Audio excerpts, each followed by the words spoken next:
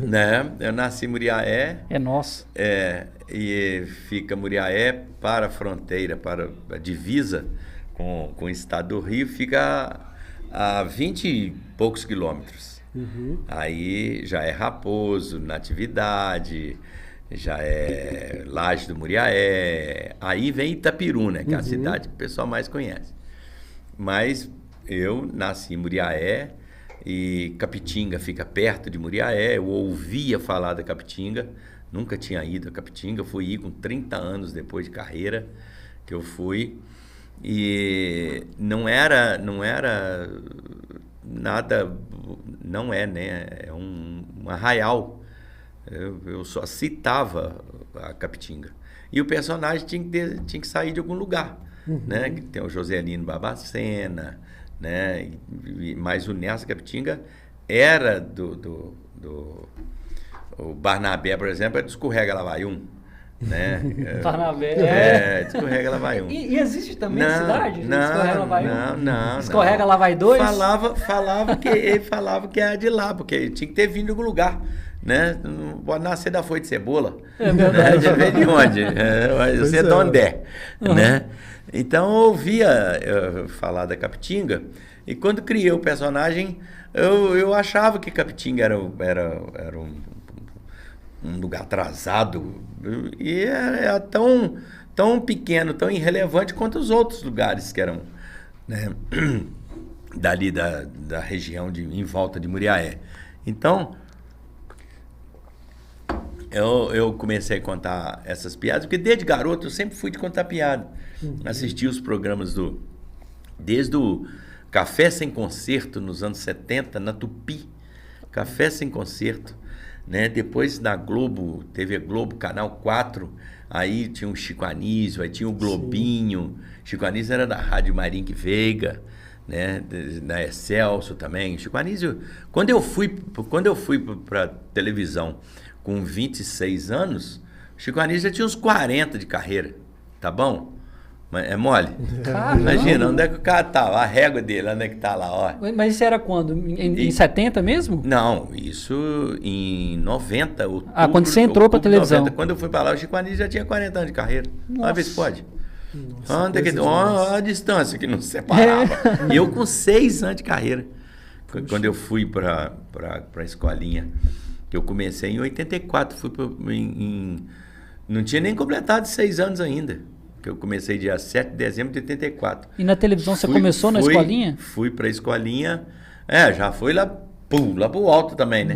Aí, se eu não tivesse me qualificado nesses 6 anos, fazendo shows da Zona da Mata até o Campo das Vertentes, que é aquela faixa de baixo do estado de Minas ali, e ainda sem o triângulo, né? Você vê ali que ela faz de baixo, são 500 quilômetros de Muriaé, de Juiz de Fora lá.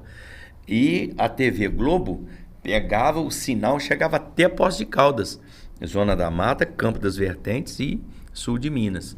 E o meu empresário, que é irmão do Magela, que é hoje, ele ia na frente vendendo os shows, com 15, vendendo, não, tratando, né? Porque ninguém me conhecia.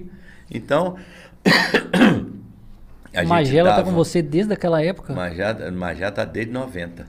Nossa, uma vida praticamente. E o Guto, irmão do Magela, começou em 84 e foi até 96. O Guto ficou esses 12 anos. Né? Magela em 90, Magela fazia agenda. Então o Guto tratava os shows, contratava tudo direitinho e já passava para Magela a agenda. Então Magela era um produtor, né, do show. E isso foi até eu sozinho, com mais 2 funcionários, um funcionário, eu fui de 84 até 90. Aí depois, com o Globo, explodiu de 100 para 10 mil, né, caía em nível nacional, né. Aí tinha aquela logística toda, tanto para show, que nós montávamos, nós tínhamos um problema muito grande, porque eu trocava de roupa 5 vezes, né? Então tinha que ter camarim, tudo direitinho.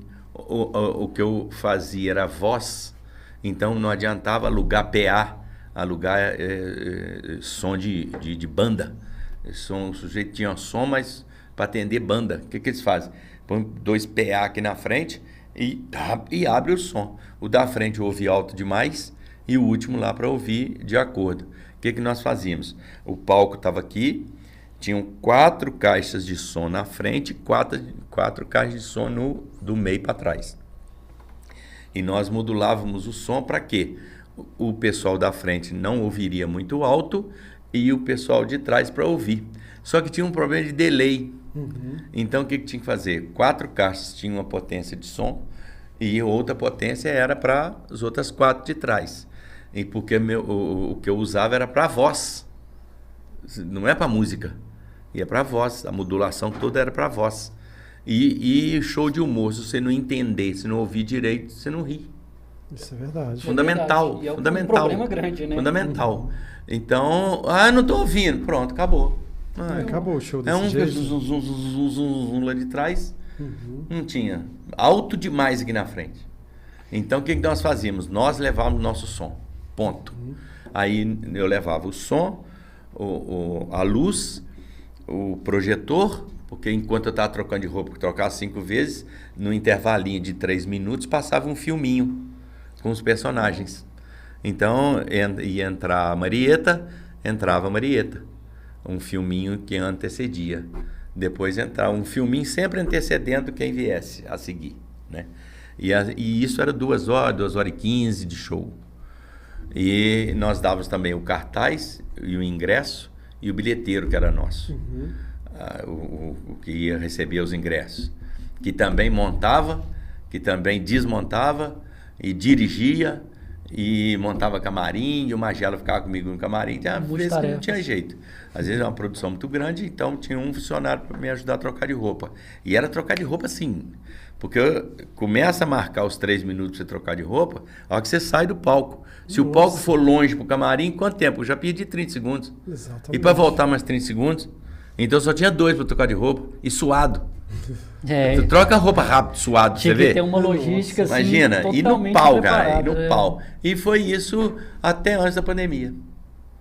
Aí na pandemia nós demos, uns 2 anos antes da pandemia, nós estávamos fazendo só o Nesca Capitinga. Aí depois da pandemia, aí vai eu, Magela, se for longe vai o motorista, se não, vamos eu e Magela e o microfone. Acabou com a parafernália toda. Acabou tudo. Não tinha a menor necessidade. O Ari Toledo falou assim, Pedro, você faz um show 2 horas e 15, cara. Nossa, eu fico imaginando o tempo para memorizar tanto conteúdo.